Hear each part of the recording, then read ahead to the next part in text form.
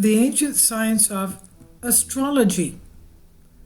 Astronomy, the stars. Astrology is the ancient practice which is a combination of art and science, as it's both intuitive and technical. Based on the observation of the cosmos around us, measures the energy influencing Earth and its inhabitants. It's been used for thousands of years by many different cultures and indigenous tribes across the globe, all of whom have their own systems of measurement. Generally speaking, astrology is based on the positioning of planets, stars, time of the day, and the Earth's orbit around the Sun. More recently, many Western astrologers have also started factoring the orbit of asteroids into this equation. The positions of these heavenly bodies at one specific time and location of birth symbolize different themes and potentials of a person's current human incarnation.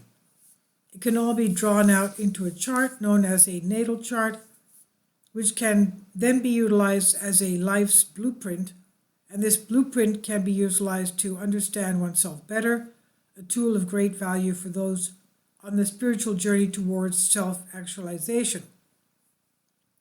Also to forecast the period in a person's life, and these specific applications are what astrology is more commonly known for in modern times among open-minded spiritual people in the West.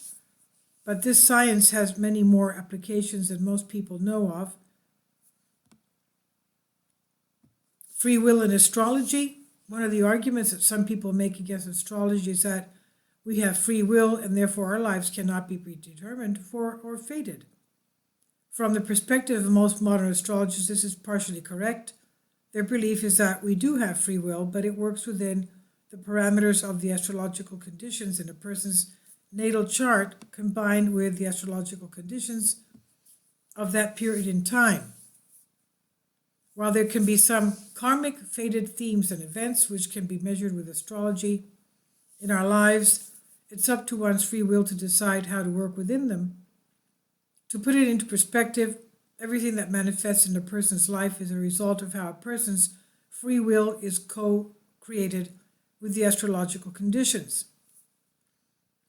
Astrology throughout time.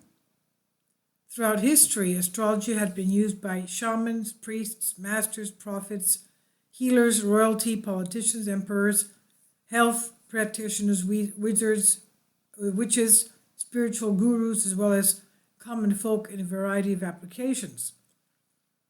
This is widespread around the world among many different cultures. It's been used historically for guidance, forecasting, alchemy, magic, farming, and much more. The widely used farming guide, the Farmer's Almanac, which has been in publication since 1818, is put together using astrological techniques with 80 to 85% accuracy in predicting the weather. In our present day, it's believed that the global elites, the Illuminati, etc., use astrology for guidance, repositioning resources, black magic, as well as to strategically time specific actions.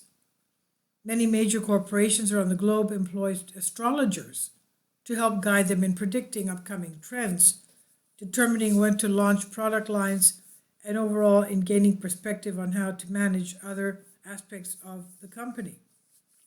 However, today the average person in the West is only aware of the sun sign horoscopes they read in newspapers and websites, and even smaller percentage of the average are actually aware that a whole chart can be casted specific to a person based on their exact birth time and location. However, in countries like India, China, and Burma, they have their own systems of astrology which are widely accepted and used there. A physician without a knowledge of astrology has no right to call himself a physician. This is a quote by Hippocrates, 1460 BC to 370 BC, the ancient healer. So he says the physician without knowledge of astrology has no right to call himself a physician. Isn't that very strange for him to have said? Indian courts rule that astrology is a science. In February of 2011, a group in India filed a public interest litigation at the Bombay High Courts which was aimed at prohibiting the use of astrology according to the Drugs and Remedies Act of 1954, which bans false claims in advertisements. The judges rejected the application because of the affidavit by Dr. R. Ramakrishna, a government deputy drug controller, who said, quote, "The act does not cover astrology and related sciences. Astrology is a trusted science and is being practiced for over 4,000 years, end quote. This attitude towards astrology is more commonly seen in countries like India, where there has been preserved and embedded into much of the Hindu culture. However, in the Christian-dominated West and the Islamic countries, it is not as widespread due to its being forbidden in the religious dogma.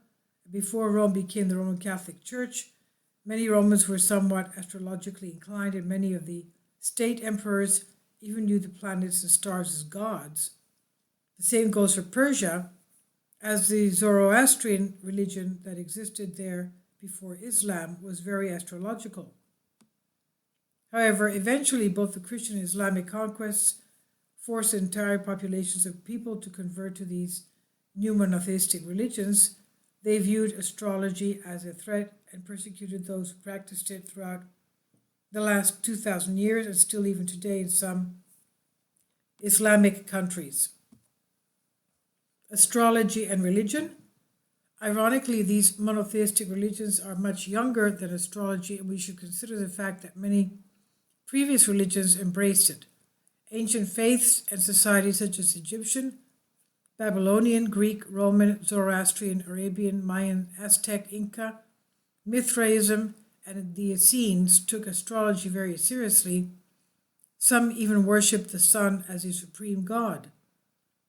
Some early Christians accepted astrology, and it's believed that the three wise men who visited the supposedly newborn Jesus, the Christ, were Zoroastrian magi who were practicing astrologers. They simply knew of his birth due to their observations of the stars and planets. It was not until hundreds of years later that astrology became forbidden by the newly formed Roman Catholic Church in order to ensure their faith. And interestingly, there's much astrological symbolism integrated into Christianity, which is a whole other topic. Astrology is the core foundation of Christianity, yet people were chastised for practicing it. The fact that monotheistic religions forbid astrology is why it's still sort of taboo in mainstream culture. However, due to the internet and the increasing awakening of humanity, astrology is starting to become popular again. Fortunately, those who practice astrology in the West no longer face persecution because the social landscape has become more inclusive. But the persecution of the past had lasting effects, which is part of the reason why astrology has not been integrated into society like it could be. Most people have not had the opportunity to fully realize the potential of this. Astrology and the Age of Reason.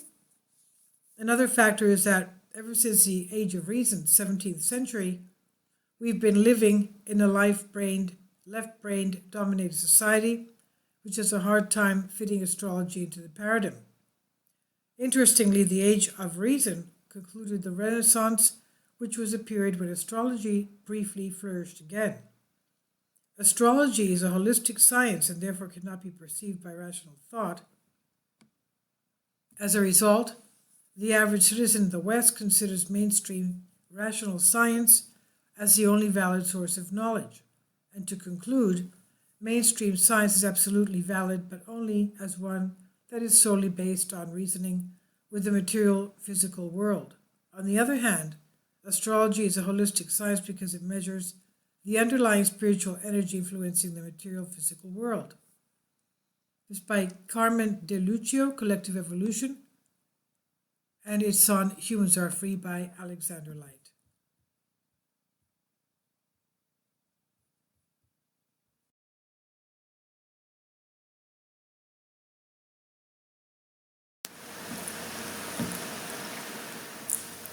If you'd like to join me on my Patreon account, You will hear content not covered by mainstream media.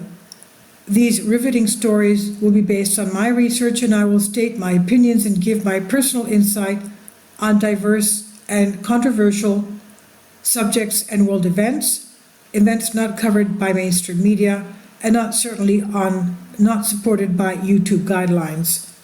So whatever I have on my Patreon, most of those will not be on my YouTube channel. Please consider becoming a member today. More of the most significant and important videos will be on my Patreon channel. Your support helps me to continue my research and keeps this YouTube channel alive. And we depend on your support, your generous charity, because we help economically challenged families here in Athens, Greece, in Kapota, and we also help the young generation with university tuition and the community around our church. Thank you.